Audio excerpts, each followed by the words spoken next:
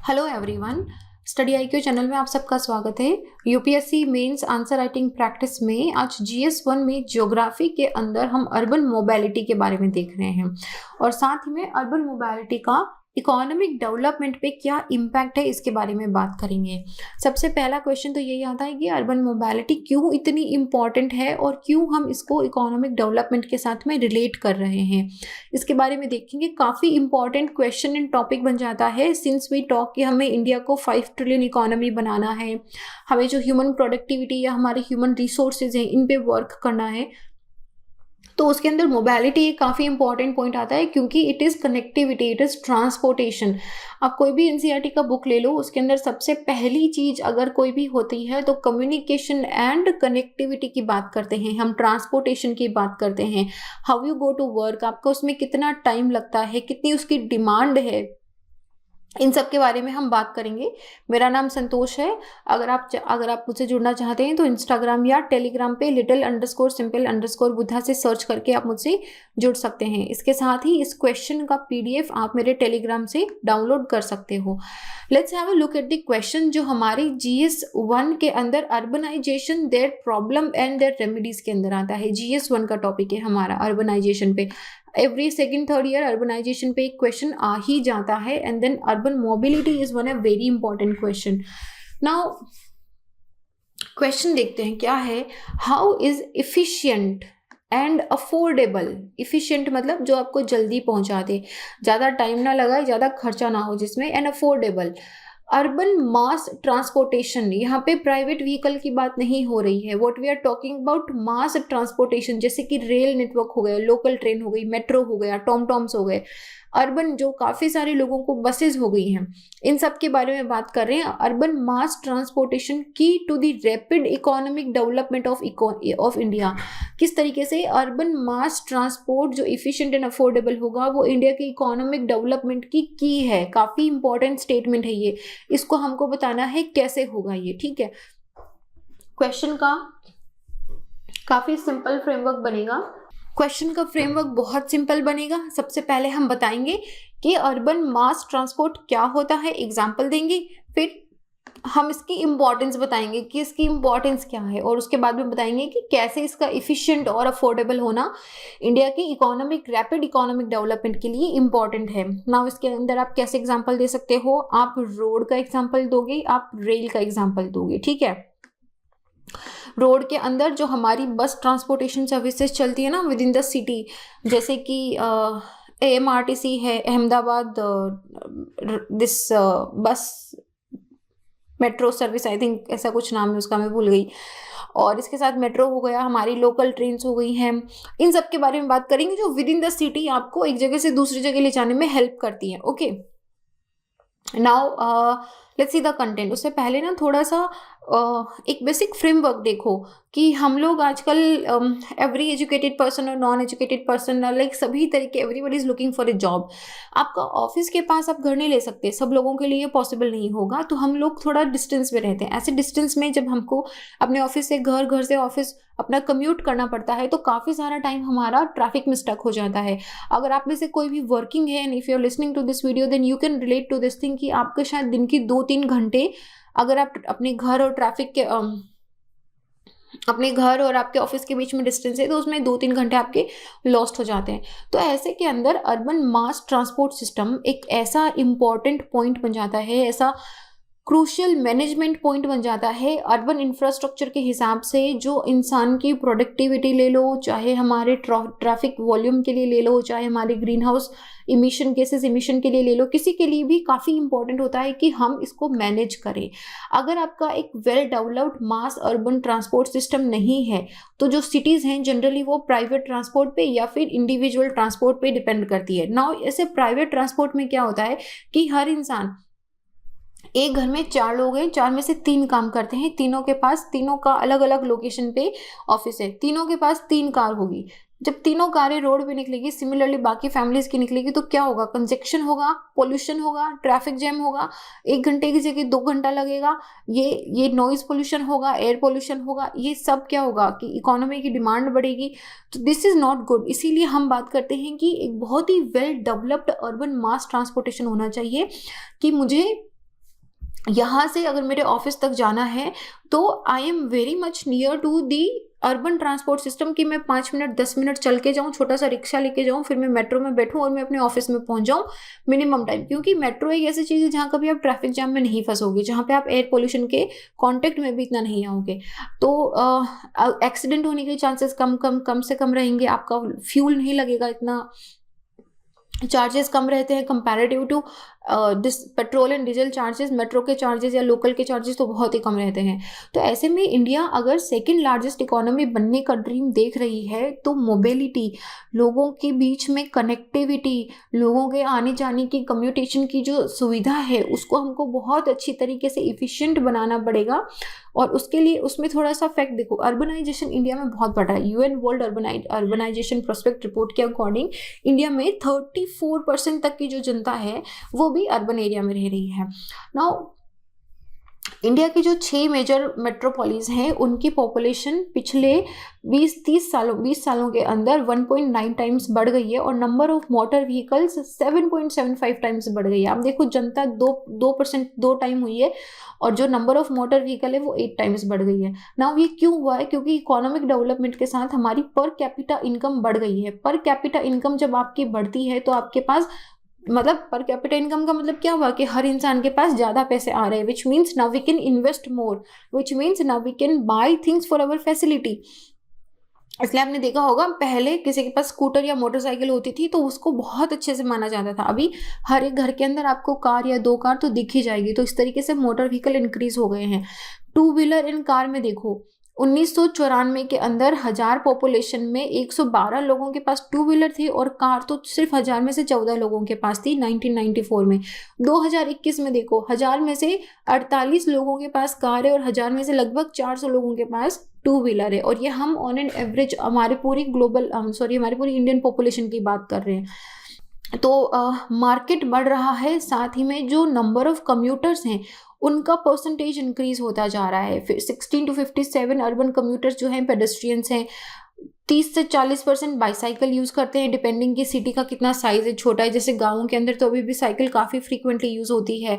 बाकी accidents rate इतने ज़्यादा हो गए हैं कि it has become very riskier to take your car on the road. लेकिन फिर भी वही बात है कि लेनी पड़ती है, क्या करें, ले जानी पड़ती है। तो ऐसे में मुंबई के अंदर जैसे देख लो 11 डेज पूरे ये साल के लगभग 11 दिन आपके ट्रैफिक में स्टक हो जाते हैं। और ये 11 दिन अगर आप किन्हीं वादियों में घूमने जाओ तो wouldn't that be an amazing holiday.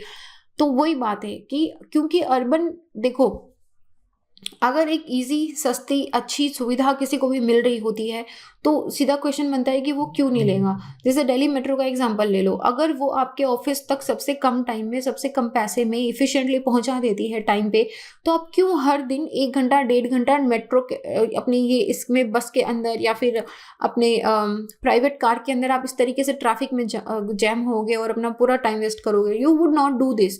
But वही बात है कि इसको इतना एफिशिएंट होना पड़ेगा कि जो बढ़ती हुई अर्बन कम्यूटर्स का नंबर है या इस तरीके से वेल स्प्रेड होना पड़ेगा, इसको वेल कनेक्टेड होना पड़ेगा कि ज़्यादा से ज़्यादा लोग इस चीज़ का यूज़ कर सकें।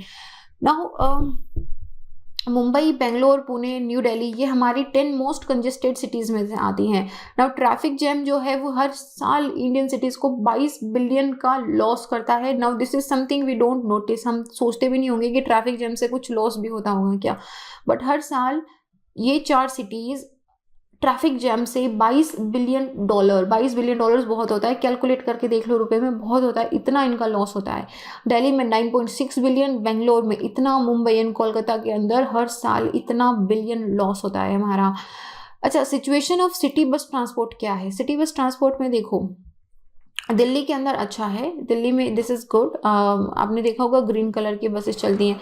बेंगलोर में it is also good, Hyderabad में it is also good, Chennai and Mumbai are the 2 metro cities जहाँ पे नहीं सही है।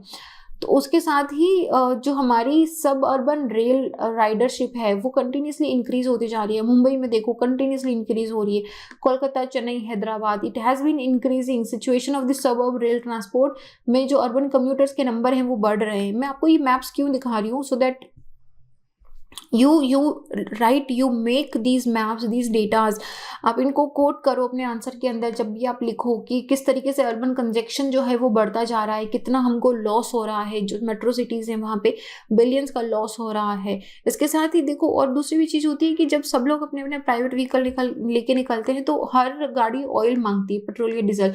तो इससे कंट्री का जो ऑयल इम्पोर्ट है उस पर बहुत प्रेशर पड़ता है। ऑयल इम्पोर्ट में हमको ज़्यादा इम्पोर्ट करना पड़ता है, प्राइजेस बहुत ज़्यादा होती है, हमारा डिफिसिट जो है वो इंक्रीज होता है। तो ये सारी चीज़ें कंट्रोल हो जाएंगी अगर हम थोड़ा सा अपने अर्बन मास ट्रांसपोर्टेशन सिस्टम पे ध्यान दें। नाउ ये यहाँ पे 2 मैंने छोटे से मैप रखे हैं, जस्ट हैव ए लुक कि पॉपुलेशन किस तरीके से सेटल होने लग गई है आजकल। पहले पॉपुलेशन हैबिटेशन, हमारा ह्यूमन हैबिटेशन कहाँ होता था, जहाँ हमको पानी की सुविधा मिलती थी, जहाँ अच्छी फर्टाइल ज़मीन मिलती थी। अगर आप सिटीज़ में देखोगे तो ह्यूमन हैबिटेशन जहाँ पे सेटलमेंट है वो उनका पैटर्न काफ़ी चेंज हो गया है।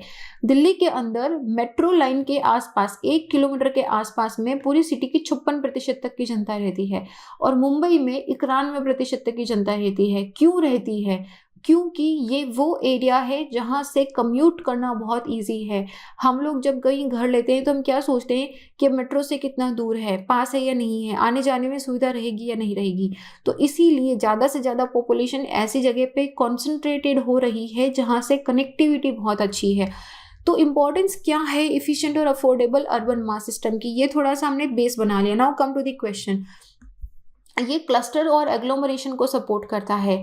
इसमें क्या होता है, देखो लार्ज मेट्रोपॉलिटन जो एरियाज होते हैं वहाँ पे प्राइवेट व्हीकल की यूज से ग्रोथ थोड़ी सी स्लो डाउन हो जाती है। लेकिन अगर आपका ट्रांसपोर्टेशन सिस्टम बहुत ही अच्छे से वेल प्लान्ड है तो ये जो एग्लोमरेशन का है इसको आप रीइंफोर्स कर सकते हो। जो कंस्ट्रेंट्स आते हैं इनको आप ओवरटेक कर सकते हो, ओवरकम कर सकते हो।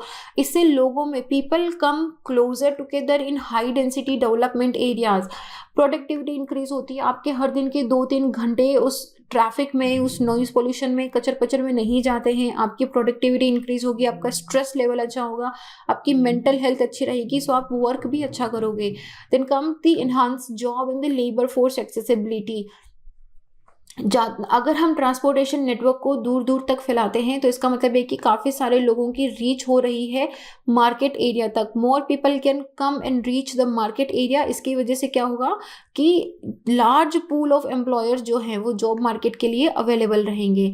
Then we have the new market for business also. Connectivity की बात है यहाँ पे, मैं आपको एक छोटा सा एग्जाम्पल दूंगी। इंडिया के अंदर जब रेल नेटवर्क को स्टार्ट करा गया था ब्रिटेनर्स के द्वारा, तो उनका मेन मोटिव क्या था कि हम रॉ मटेरियल इंडिया के कोने कोने से लेके आ सके हमारे लिए, और हमारा जो फाइनल प्रोडक्ट है जिसको हम ब्रिटेन से लेके आ रहे हैं उसको हम इंडिया के कोने कोने के छोटे बड़े मार्केट तक हम उसको पहुंचा सके। तो क्या था, उनकी रीच टू द मार्केट बढ़ा रहे हैं। तो रेल ने क्या करा, उनकी कनेक्टिविटी इंक्रीज कर दी। Similarly urban transportation is also similar thing, जहाँ पे आपको नई मार्केट की अपॉर्चुनिटीज मिलेंगी। जितना दूर तक ये स्प्रेड होगा, एक्सपेंड होगा, कंपनीज अपनी लोकेशन, कंपनीज भी हमेशा यही चाहती है कि एम्प्लॉयज़ के आसपास में हो, किसी सूटेबल लोकेशन पे हो। आपको किसी सिटी से 50 किलोमीटर दूर कोई कंपनी नहीं मिलेगी जहाँ पे उन्होंने अपना सिस्टम बना के, ऑफिस बना के रखा होगा, क्योंकि उनको पता है कि वहाँ तक लोग नहीं पहुँच पाएंगे। तो ऐसे में सिटीज़ भी, कंपनीज भी उसी जगह पे अपना सिस्टम सेटअप करती है, अपना ऑफिस सेटअप करती है, अपना इंफ्रास्ट्रक्चर डेवलप करती है जहाँ पे ईजी ट्रांसपोर्टेशन या कनेक्टिविटी की फैसिलिटी हो। हेल्थ बेनिफिट तो होगा ही, पॉल्यूशन और नॉइज पॉल्यूशन और एयर पॉल्यूशन कम हो जाएगा, तो हेल्थ तो है ही। उसके साथ में ग्लोबल वार्मिंग और जो हमारे आईएनडीसी के पेरिस एग्रीमेंट का हमारा जो डील है उसको अचीव करने में रहेगा ना। This is very simple point, green house gases का इमिशन कम हो जाएगा। तो वे फॉरवर्ड क्या है? वे फॉरवर्ड में इंडिया जो है वो काफ़ी इसमें वी आर वर्किंग टूवर्ड्स की अफोर्डेबल, इफिशिएंट और एक्सेसिबल मोबिलिटी सिस्टम को, इसको जल्दी से जल्दी इंश्योर करा जाए ताकि national transit oriented development policy जो है 2017 की, ग्रीन अर्बन ट्रांसपोर्ट स्कीम है 2016 की, फेम है जो हमारी फास्टर अडॉप्शन इन मैन्युफैक्चरिंग है for electric and hybrid vehicles के लिए, जो BS6 हमारे स्टार्ट भी हो गई है। तो इन सबको लेके आए हैं। तो in spite of this regulations हमको ये बहुत ज़्यादा मोटिवेट करना पड़ेगा, इनकरेज करना पड़ेगा कि हमारी जो रोड्स हैं वो बहुत अच्छी हों। ट्रैफिक मैनेजमेंट है वो बहुत अच्छा हो, हम उन एरियाज़ को लोकेट करें जहाँ पे हम अभी भी एक्सपेंड कर सकते हैं। और कनेक्टिविटी जो है, जैसे बोलते हैं ना मल्टी मॉडल कनेक्टिविटी, कि आपकी मेट्रो है, मेट्रो से आपकी ऑटो कनेक्टेड है, ऑटो से आपके जो छोटे वाले 3 व्हीलर्स 4 व्हीलर्स होते हैं वो सब कनेक्टेड है। इट्स लाइक कि आप घर से निकलो, आपको कनेक्टिविटी सीधी ऑफिस तक मिल रही है। इस तरह का मल्टी मॉडल कनेक्टिविटी हमको चाहिए। अभी जो हाइपर लूप या जो सब अर्बन रेलवेज आ रहे हैं, ये these are like good options also. Hyperloop पे कम स्टार्ट भी हो गया है। तो स्मार्ट सिटी प्रोग्राम एक अच्छा इनिशिएटिव था। नॉन मोटराइज ट्रांसपोर्ट जो 100 सिटीज़ में सेलेक्ट करा गया था, अच्छा था स्मार्ट सिटीज़ के रिस्पेक्टिव में प्रपोजल में। This is good and this is really really efficient. और रीजंस मैंने आपको बता दिए कि कैसे, क्यों रीजंस इंपॉर्टेंट है कि हम लोग इस पे affordable and efficient urban mass transportation पे ध्यान दें, ताकि इकोनॉमिक डेवलपमेंट हो। देखो, इकोनॉमिक डेवलपमेंट की जब बात करते हैं ना, तो कभी भी ये मत सोचना कि जब इंडस्ट्रीज आएंगी या फैक्ट्रीज आएंगी या कंपनीज लगेंगी तो ही होगा। इकोनॉमिक डेवलपमेंट आपका हर जगह होता है। जैसे जैसे आपने देखा होगा कि हमने बात करी थी लैंडस्लाइड की, हमने बात करी थी क्लाइमेट मिटिगेशन की। तो क्लाइमेट चेंज की वजह से या फिर छोटी बड़ी चीज़ की, जैसे हर साल फ्लड आ रहा है तो उससे कितना बिलियंस में नुकसान हो रहा है, तो ये क्या है, आपका इकोनॉमिक लॉस है। ऐसी चीज़ों को रोकना। जैसे पॉल्यूशन की वजह से हर साल इतने लोग मर जाते हैं, उनको नॉन कम्युनिकेबल डिजीजेज हो जाती हैं, तो उससे क्या लोगों का, हमारा ह्यूमन रिसोर्सेज वीक हो रहा है। ह्यूमन रिसोर्स वीक होगा तो इकोनॉमिक डेवलपमेंट कैसे होगा। तो everything is linked with economic development. इसलिए कभी भी इसे एक पर्सपेक्टिव में मत सोचना। इकोनॉमिक डेवलपमेंट एक बहुत वास्ट पर्सपेक्टिव है। हर चीज़ इंडिया में जो भी होती है वो सब हमारे इकोनॉमिक डेवलपमेंट से रिलेटेड है। Cool cool. तो इस क्वेश्चन को अटेम्प्ट भी कर लेना। अटेम्प्ट करने के बाद you can send your answer to doubts.studyiq@gmail.com, या मुझे मेरे इंस्टा हैंडल या टेलीग्राम पे little_simple_बुद्धा पे भेज सकते हो। इस क्वेश्चन का PDF मेरे टेलीग्राम से डाउनलोड कर लेना, जो आपको little_simple_बुद्धा पे मिल जाएगा। And this is it in this question. I will see you guys in the next. Till then be happy. जय हिंद।